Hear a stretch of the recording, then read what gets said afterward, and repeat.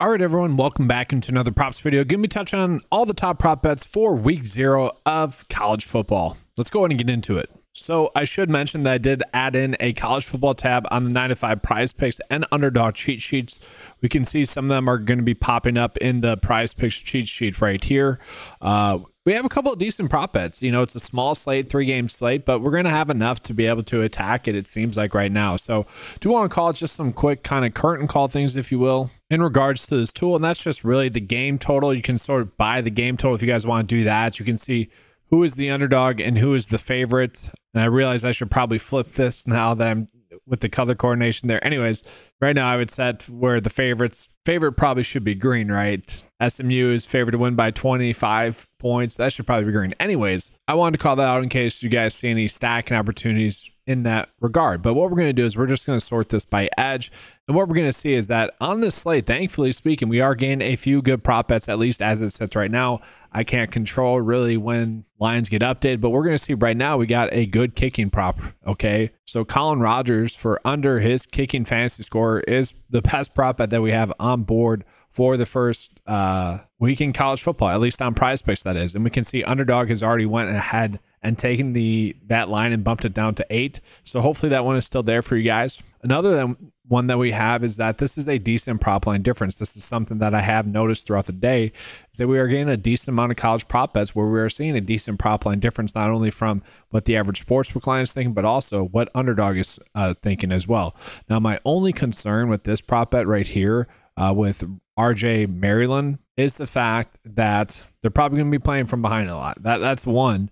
And maybe that's why we're seeing a difference between what the projection data is being pulled in. And guys, I pull in the projection data from several different avenues, which is different from what I do for the props betting lines. That's just pulling in the average sportsbook lines for like several different sportsbooks and making one there. And so it's definitely interesting that there is a little bit of a difference going on there.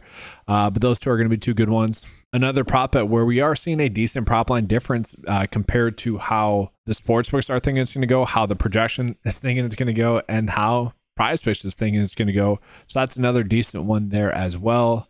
Funny enough, we got RJ Maryland for potentially his over receptions there. That's a decent EV bet, but really, I think we can just start off with these first 4.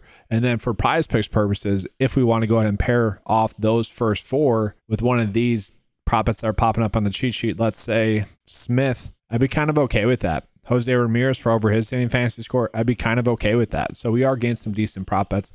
But guys, easy and simple, these are going to be my 3 bets of the day for prize picks. Now let's go ahead and jump on into underdog. All right, so for underdog, we are going to notice that the receptions prop here for Jake Bailey is definitely an interesting line, I would say. We got the average sportsbook line. Some are giving it 3.2. Some are giving it probably 3.5. Some are giving it 3. I should call out that right now, with it being week 0 in college football, we're not getting that many sportsbooks really pumping out lines, specifically player props for these games. So it is very limited. And that's my way of saying I'm doing this at like midnight, guys, this video at midnight. That's a line that could change by the time lineup block hits. I mean, that's a late night game. That could change down to, let's say, 2.5 receptions, or it could get up to 3.5 on underdog. Right now, it's a really good chance to be a push. And then the next one that we have is going to be a good under fantasy score prop bet.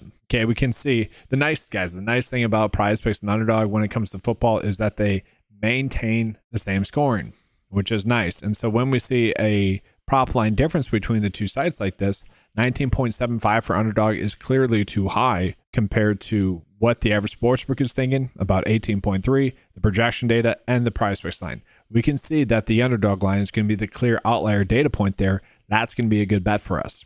Now from there, it does start to get a little bit too thin. We could go with Malik Benson, but we are getting, it's a 1 yard difference, but we are getting a 1 yard difference there on prize picks. We'd rather do that there. And then that's really, it really falls off after there. So again, probably just looking at maybe these two, but really more specifically, this one is the best prop bet that we have for the under fantasy score.